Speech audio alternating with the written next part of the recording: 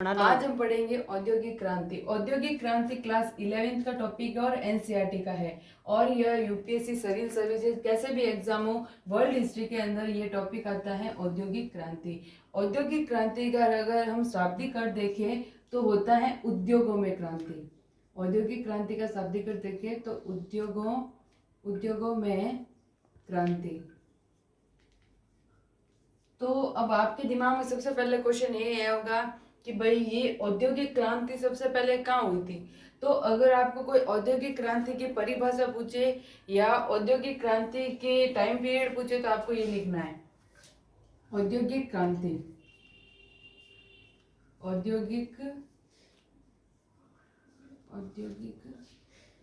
क्रांति औद्योगिक क्रांति ब्रिटेन में हुई थी। सबसे पहले कहाँ पर हुई थी आपको याद रखना है। औद्योगिक क्रांति सबसे पहले ब्रिटेन में ही हुई थी। तो ब्रिटेन में सन 1780 से लेके और 1850 के बीच में 1850 के बीच में दो चीजों में परिवर्तन होता है, एक तो उद्योग और एक अर्थव्यवस्था। तो औद्योगिक क्रांति की अगर परिभाषा पूछी या औद्योगिक क्रांति के बारे में पूछे तो आपको सबसे पहले शुरुआत यही करनी है कि ब्रिटेन में सन 1780 से 1850 के बीच में उद्योग और अर्थव्यवस्था का जो रूपांतरण हुआ, उद्योग प्लस अर्थव्यवस्था, उद्योग प्लस अर्थव्यवस्था का जो रूपांतरण हुआ, अर्थव्यवस्था का रूपांतरण हुआ उसे प्रथम औद्योगिक क्रांति के नाम से जाना जाता है। उसे प्रथम औद्योगिक क्रांति के नाम से जाना जाता है। प्रथम औद्योगिक क्रांति के नाम से जाना जाता है। तो अगर आपको पूछे कि प्रथम औद्योगिक क्रांति के नाम से किसे जाना जाता है तो औद्योगिक क्रांति ब्रिटेन में सन 1780 से 1850 के बीच में उद्योग और अर्थव्यवस्था का जो रूपांतरण हुआ था उसे प्रथम औद्योगिक क्रांति के नाम से जाना जाता है। और इसमें किन किन का परिवर्तन हुआ आपको मेनली ध्यान रखना है, एक तो उद्योग, दूसरा हुआ था अर्थव्यवस्था में। और अब हम देखेंगे भाई पहली औद्योगिक क्रांति तो ये हो गई और दूसरी औद्योगिक क्रांति आई थी 1850 के बाद। तो पहली औद्योगिक क्रांति ये तो हो गई हमारी प्रथम औद्योगिक क्रांति जो ब्रिटेन में हुई थी सन 1780 से 1850 के बीच और उसमें दो चीजों में परिवर्तन, तो उद्योग, दूसरी अर्थव्यवस्था। अगर हम बात करें दूसरी औद्योगिक क्रांति तो दूसरी औद्योगिक क्रांति 1850 के बाद आई थी। दूसरी औद्योगिक क्रांति 1850 के बाद आई जिसमें दो क्षेत्रों में परिवर्तन हुआ था, एक तो रसायन प्लस बिजली। तो मैंने आपको अभी यहाँ पे तो ये पढ़ा है भाई ब्रिटेन में हुई थी ये वाली, तो भाई पहली औद्योगिक क्रांति हमारी ब्रिटेन में हुई, जबकि जो दूसरी औद्योगिक क्रांति हुई थी वो 1850 के बाद है जिसमें दो क्षेत्रों में विकास हुआ, रसायन तथा बिजली।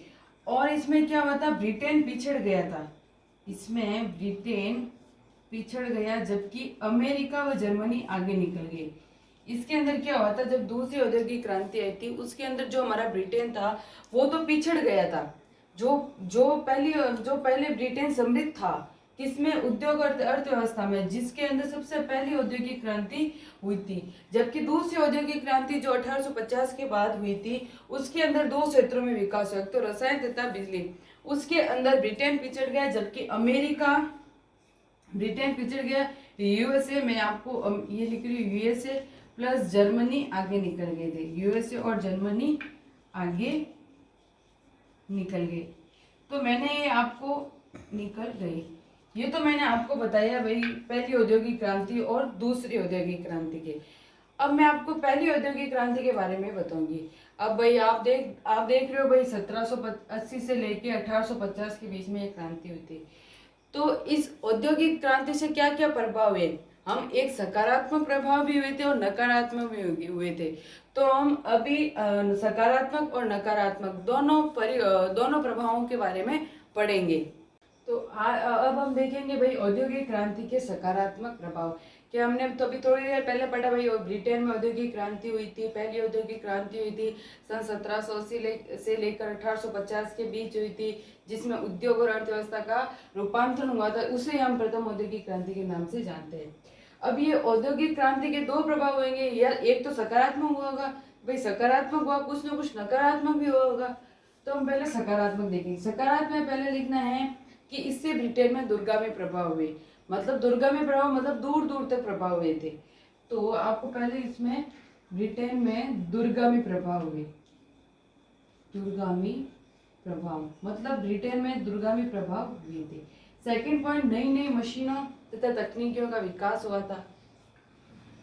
भाई उद्योगों में जो क्रांति हुई तो भाई उससे नई नई मशीनों तथा तकनीकियों का विकास हुआ। इसीलिए तो आज हमारा जो जीवन है वो बहुत सरल बन चुका है। मतलब उन्होंने लोहे का विकास किया, कोयला, लोहा, नहरें तथा रेलें। अभी हम आगे पढ़ेंगे इसके बारे में। अभी हम देख रहे हैं भाई उन्होंने नई नई मशीनों का तथा तकनीकियों का आविष्कार किया। नई नई मशीनों तथा तकनीकियों का आविष्कार किया। भाई सकारात्मक तो प्रभाव यही है भाई, पहला तो हमने लिख दिया ब्रिटेन में दूरगामी प्रभाव है। दूसरा नई नई मशीनों तथा तकनीकियों का आविष्कार हुआ।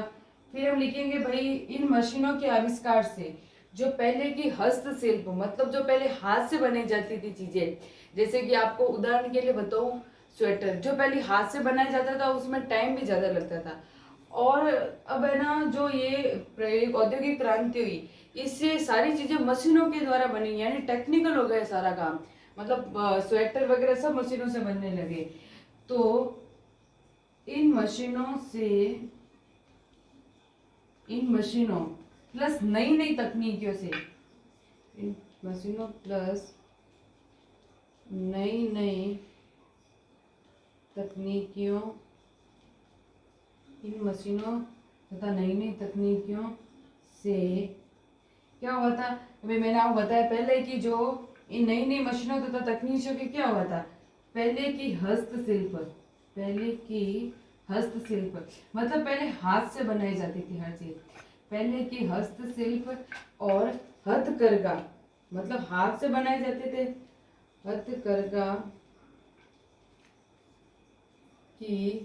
हथकरघा की तुलना में माल के उत्पादन को संभव बनाया।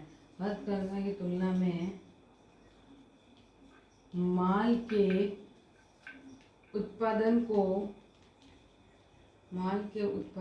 को अधिक संभव बनाया।